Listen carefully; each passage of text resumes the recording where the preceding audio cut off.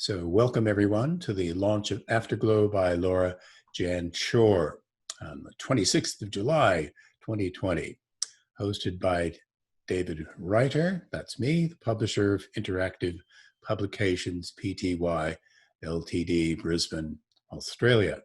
Now that is our website address there, so you'll see in a couple of the slides that follow the direct buy now link for Laura's book, which you can copy down, but if something goes wrong with that, if you just keep in mind the ipause.biz, that will take you to our landing page, and from there you can go to the IP store. Screen sharing now. Okay. So Interactive Publications Pty Ltd is an independent publisher based in Brisbane, Australia. We were founded in 1997.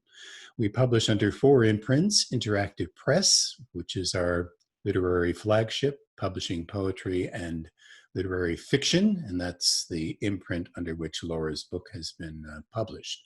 Glasshouse Books, which does our trade, fiction, nonfiction, and young adult. IP Kids, which does our children's picture books and chapter books, and the Digital Publishing Center, which is the umbrella section that does our ebooks and our multimedia. So Interactive Press publishes its poetry and literary titles in print and digital formats and distributes them globally through partners such as Ingram International, Amazon, Google, Apple, Overdrive, Wheelers, and Gazelle UK.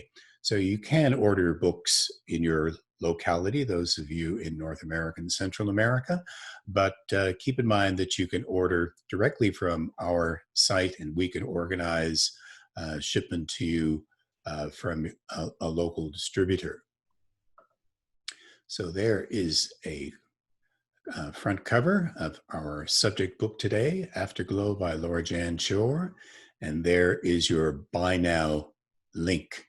So if you don't worry about it, it's going to recur on the slides to follow, and it'll be on the final slide. So if you don't have a pen or pencil handy, you'll have a chance to copy that down later. Okay, so there's a picture of Laura, born in the UK, raised in the US. Laura Jan Shore immigrated to Australia in 1996 and has lived on the far north coast of New South Wales ever since. Her previous poetry collections include Breathworks, Dangerously Poetic Press 2002, and Water Over Stone, IP Picks Best Poetry 2011, Interactive Press.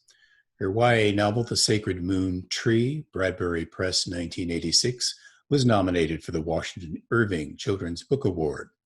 Her work has been published in anthologies and literary journals on 4 continents, including Aesthetica, Magma, and the Best Australian Poems 2013. Moving on to our launcher, Tricia Dearborn is an award-winning poet, writer, and editor. Her latest books are Autobiochemistry, published in 2019 by the University of Western Australia Press, and she reconsiders Life on the Run, a chapbook from the International Poetry Studies Institute, also published in 2019. Her previous collections are The Ringing World and Frankenstein's Bathtub, which was published by Interactive Press. Her work has been widely published in literary journals and is represented in anthologies including Contemporary Australian Poetry since 1788, and the Best Australian Poems. In 2019, she was a poet in residence at Canberra's Poetry on the Move Festival and a judge of the University of Canberra Vice-Chancellor's International Poetry Prize. She is guest poetry editor of the forthcoming Rabbit 31, The Science Issue. So without further ado, I welcome Tricia and let her take over from here. So I first met Laura in 2003 when we were 2 of the 3 poets selected for that year's Poets on Wheels tour. It was a whirlwind tour of New South Wales's Central West, doing readings and workshops, 12 events in 7 days, as I recall. It was fun, it was exhausting, it was intense. Since then, I've had the pleasure of seeing Laura read at other events, and I'm delighted to be here today to launch this, which I think is her 4th collection. I'm going to start by reading the endorsement I wrote for the back of this book, which I think captures some of its outstanding qualities. Afterglow is at once a reckoning with loss and a celebration of what has been lost and the richness that remains.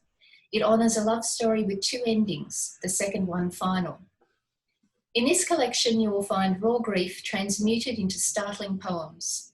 Intertwined with death and its seismic aftermath are sensual pleasures recalled, humour alongside sorrow and anger, and a poignant portrait of one much loved. Afterglow begins, ours is a fractured romance. And this turns out to be true in some unexpected ways. First of all, the book contains a love story in two acts. As Laura writes in the poem In Praise of Foibles, and when I asked for a divorce, he said he understood. He'd divorce himself if he could. 5 years we travelled separate shores, untangling what was his, what was hers, until we were clear. Our divorce had been a failure. The collection examines a life lived in intense relationship with a beloved who has bipolar disorder. This experience is conveyed in poems such as Nocturne in Blue. I mortgaged half my life for this, willing to read the chaos of your moods, just to steep in those rare pools of resonance. And in the poem Winter Doldrums, one night the poles shifted. After months of perfect coupling, the orbit wobbled. His eyes, those hazel craters of invitation, froze over. And in Blue Mania, he is possessed again by the turbulent stranger. This portrait of a sometimes challenging intimate connection also includes sensual and sexual pleasures, from prelude to an afternoon nap.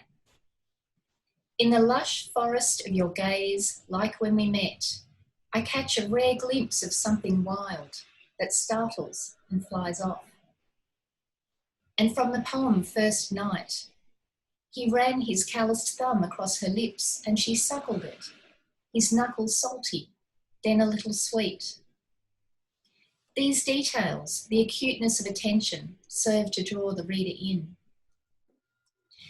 This collection doesn't shy away from difficult events and feelings, which are rendered with succinctness, emotional honesty, and sharp imagery.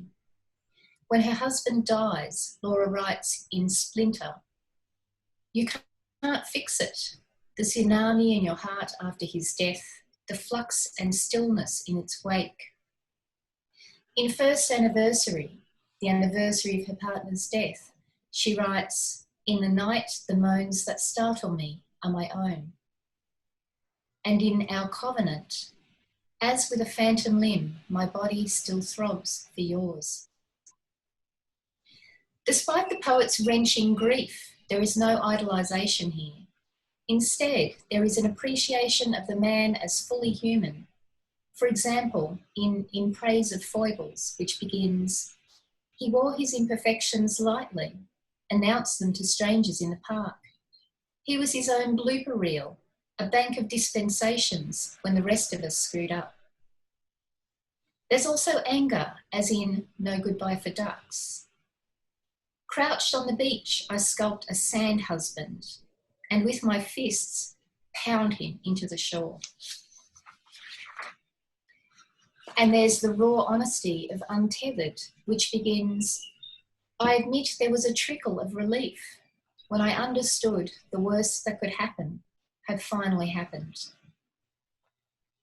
Although the relationship and its vicissitudes is the central thread of this book, it also examines other matters, such as the poet's own relation to life.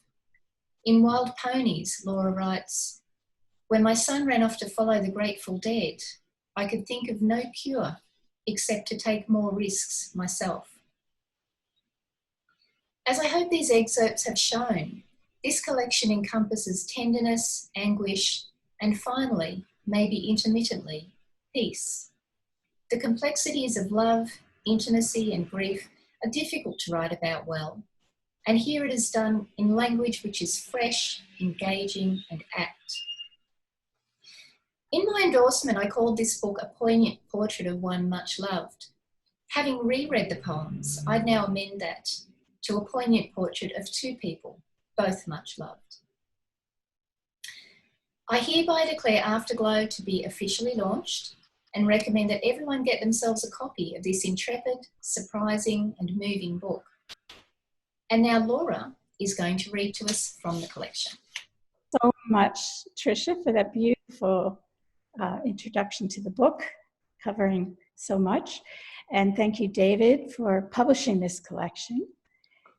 And I also want to thank all my friends and family who are here, Dangerously Poetic friends, and also my friends from Pacific University. And I want to say all of you, with your suggestions and feedback, have made this book what it is. And I also want to thank my teachers at Pacific, where I got my MFA, especially Dorian Law, all of whom, again, helped me to create this book in a way that it never could have happened without them.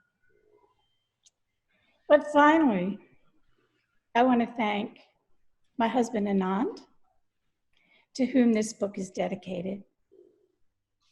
He wasn't a poet himself or a poetry reader, but he always appreciated my poems, especially if they were about him.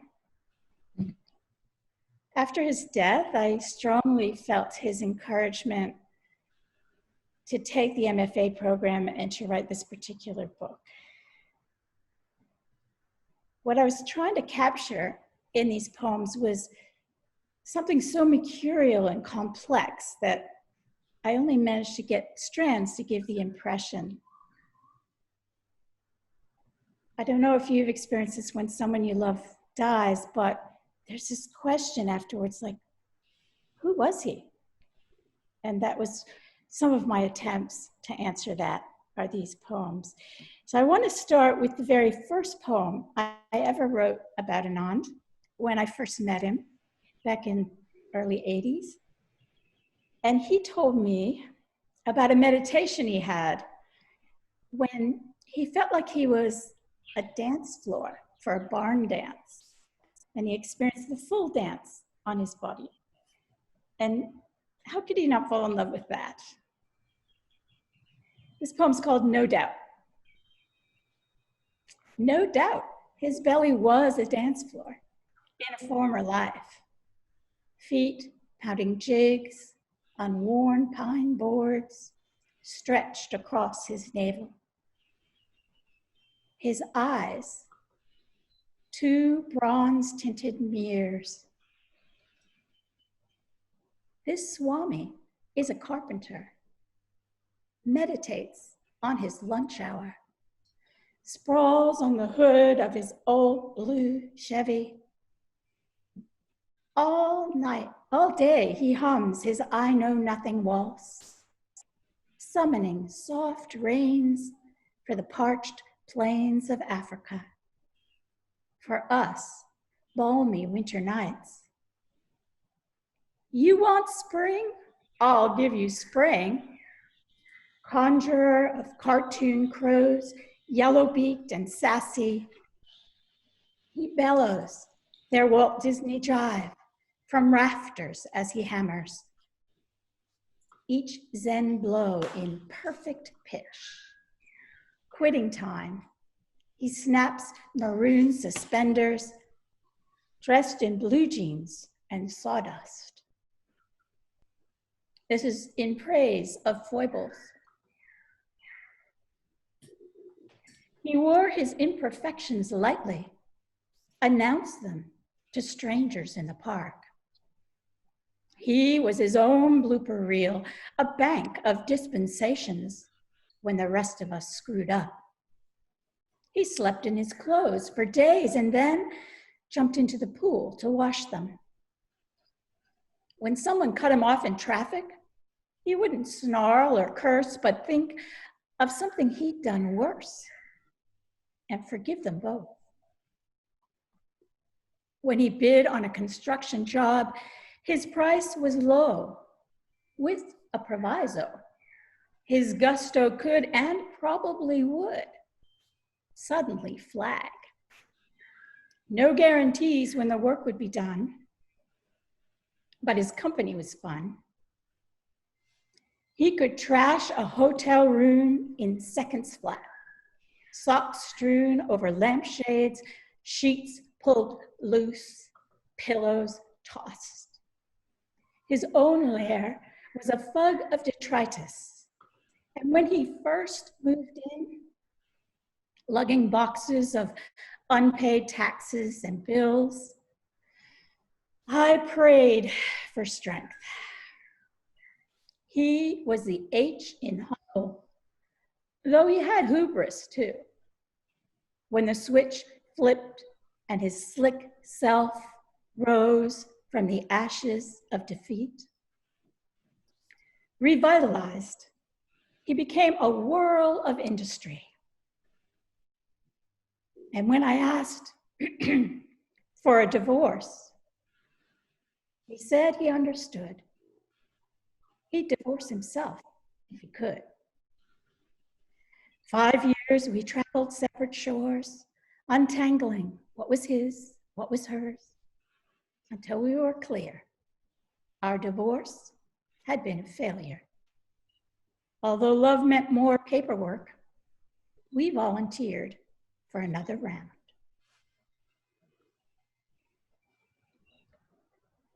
And from another way of seeing, this poem's called No Refuge.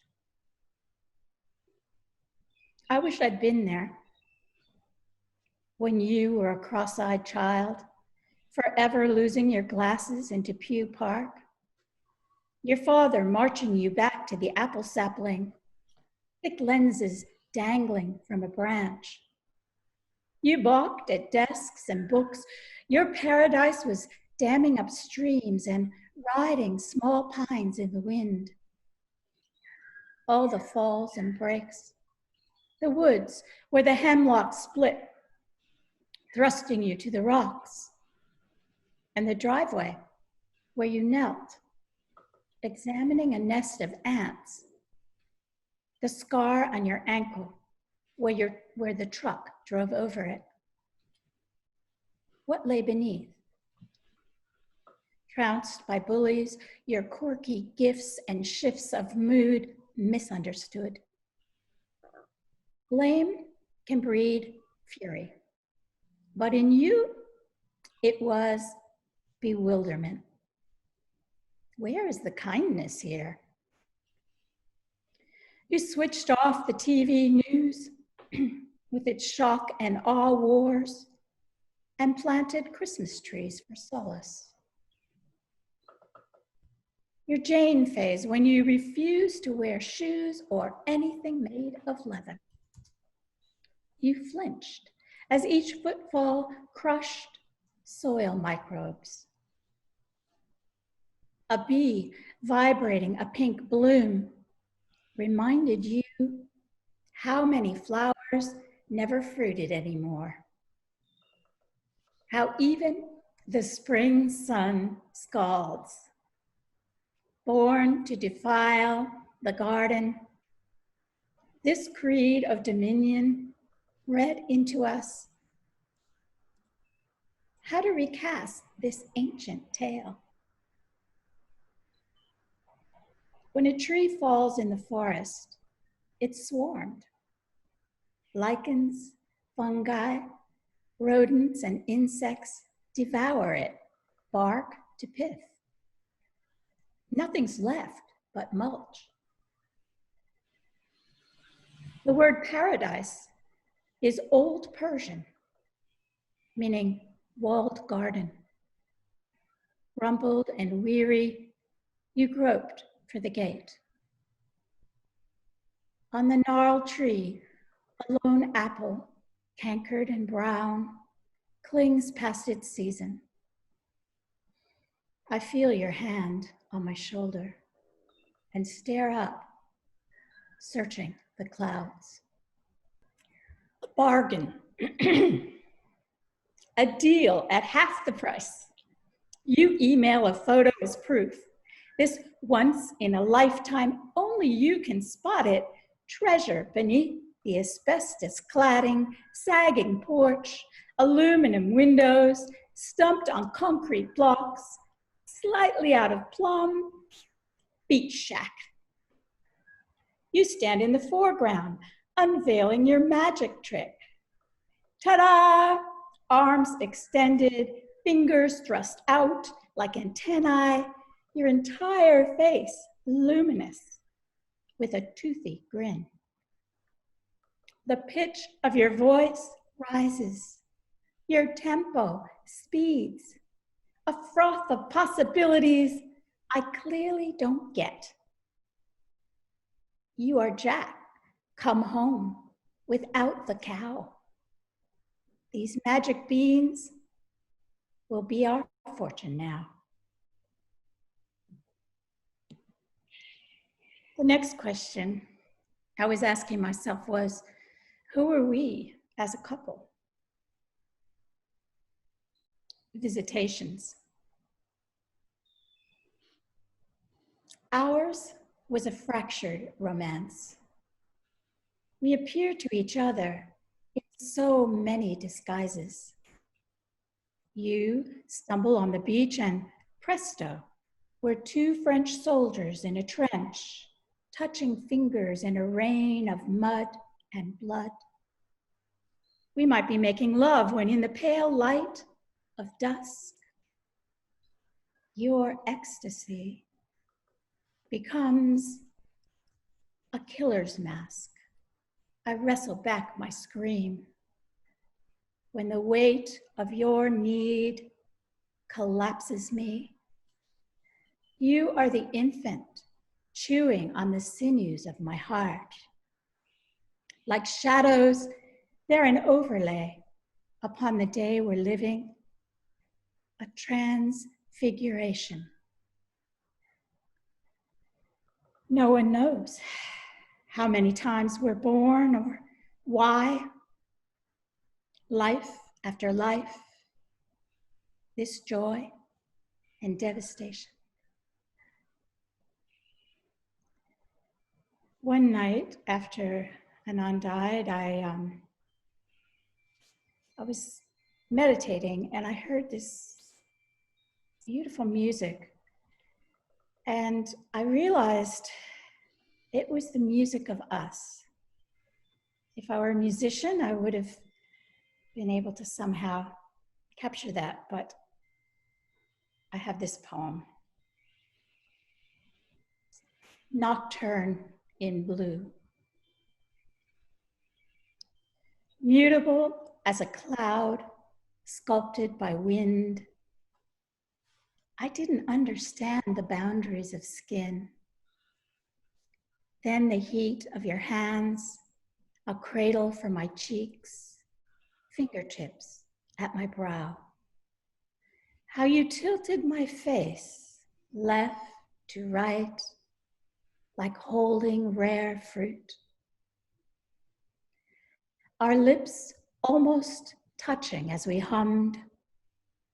We played with oscillation and pitch until our notes met and split and met again.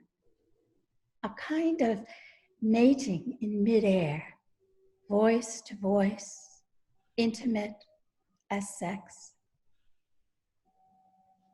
I mortgaged half my life for this, willing to ride the chaos of your moods, just to steep in those rare pools of resonance. After you died, I listened deep into the night until I heard the frequency of us. Now your absence reverberates through my cells, the shush, shush of the sea seeping through the blinds.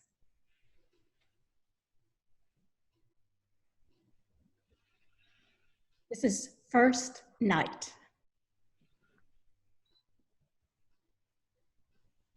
She was on her knees, straddling him, her loose hair cresting over his chest.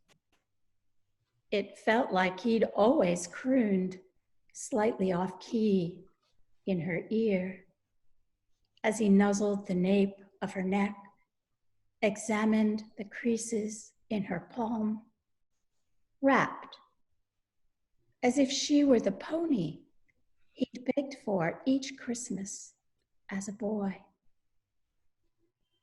He ran his calloused thumb across her lips, and she suckled it, his knuckle salty, then a little sweet. His plush thighs pillowed hers. She draped the sheets over their heads, his musk like forest loam, his hands at home, steering her hips. Together, the shattering. She was unabashed by the animal sounds she'd made, and when he said, "I love you," his voice rumbling as if up from an underground cave, that phrase her mother dared not utter, all she'd needed to hear as a child. She felt it resound and swell, saturating her every thirsting cell. Anon liked to keep his sleeping bag behind the couch and his van packed, because we never knew when he would feel the urge to go walkabout. And I never really knew when he'd return. But when he came back, often it felt like a crash landing, because we both came back so excited to see each other with very different energies. So we learned to just sit together in silence. And that's what this poem's about. Don't say it. Not in your mother tongue, diction quick and soft and hush. Not Kalahari style with plosive clicks, or in a guttural throat purr.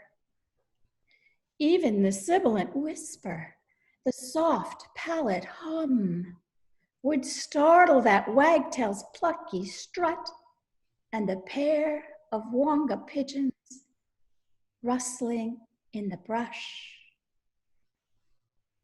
It would interrupt the canticle of crows, the dithering of pines. Your words could make the searing sky grow pale, the distant hills darken. Sit here with me and breathe the inarticulate blessings as damp rises and the sun sets. The heat of your palm on my knee is enough. I used to joke with Anand and say he was my perfect husband. So this poem's called The Perfect Husband. I can never hide the other man from you, he who I glimpse while you sleep. Shadowing you, his head cocked, a little sweaty at the brow. He lends your eyes their glint and feeds you jokes. He's the one who likes to finish chores and tidy up, the one who brings me roses, tongues my toes. Certain mornings, a whiff of salt spray, and you wake, glued to him, a perfect meld. I press the length of my body into your back to hold you both in place. And my final poem to share is our covenant. It was an agreement that we made that if either one of us ever said, let's meditate, we'd both drop everything and do that, which was a very useful technique when you're in the middle of an argument. Our covenant. Tangled, as we sometimes were, in the ropes of discord, padlocked, shackled, and chained. If one of us was sane enough to call it, we'd both drop everything. Stop and breathe together. Dive into the warm sea of the heart. Sink below the noose of thought. With a Houdini's grace, a dimensional shift. Unloosed, we'd float in the whispered wisdom of the unseen. As with a phantom limb, my body still throbs for yours. My mind stumbles over your old boots, no longer in the hall. Seated now, beside your empty chair, I hear your call. I'll meet you there. Thank you.